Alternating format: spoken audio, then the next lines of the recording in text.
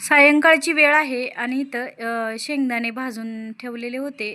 ते निवडून गार करून घेतलेले, कारण याचं शेंगदाण्याचं कूट बनवून ठेवायचं होतं. आणि मला उद्या आषाढ महिन्यातलं देवाचं करायचं होतं, म्हणजे देवाचं नैवेद्य बनवायचं होतं उद्या.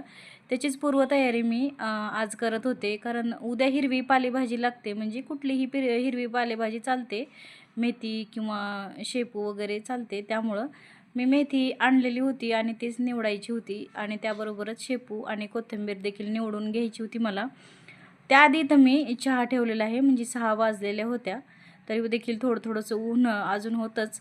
तरी पण म्हणलं मी स्वयंपाक करायचं आहे, आणि नंतर उद्याची पण तयारी मला अजून करायची होती. लसूण वगैरे सोलायचा होता, भाज्या निवडायच्या होत्या.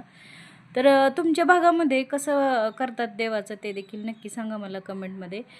काही ठिकाणी पुरणपोळी बनवते, तर काही ठिकाणी म्हणजे गोडपुऱ्या वगैरे आणि दही भाताचा नैवेद्य असतो, म्हणजे हिरवी पालेभाजी काहीतरी असं नैवेद्य असतो. आणि इकडच्या साईडला जिथं मी राहते तिकडं तर पुरणपोळीचाच नैवेद्य असतो, पण आमच्याकडे पुरणपोळीचा नैवेद्य नसतो. असं हिरवी पालेभाजी, गोड पुरी तळलेली असते आणि त्याच्यावर दही भाताचा असं नैवेद्य असतो आमच्याकडं. तर तुमच्याकडं कसं असतं कमेंटमध्ये नक्की कळवायला विसरू नका. इकडे एका साईडला चहा होतोय, आणि चहा घेत घेत मी इकडं भाजी पण निवडत आहे. म्हणजे कामं पटकन आवरून जातील माझे. अजून लसूण पण खूप सोलून ठेवायचं होतं उद्यासाठी, आणि रात्रीचा स्वयंपाक देखील गुरुवारचा बनवायचा होता. त्यामुळे इथं माझी थोडीशी धावपळ चाललेली आहे.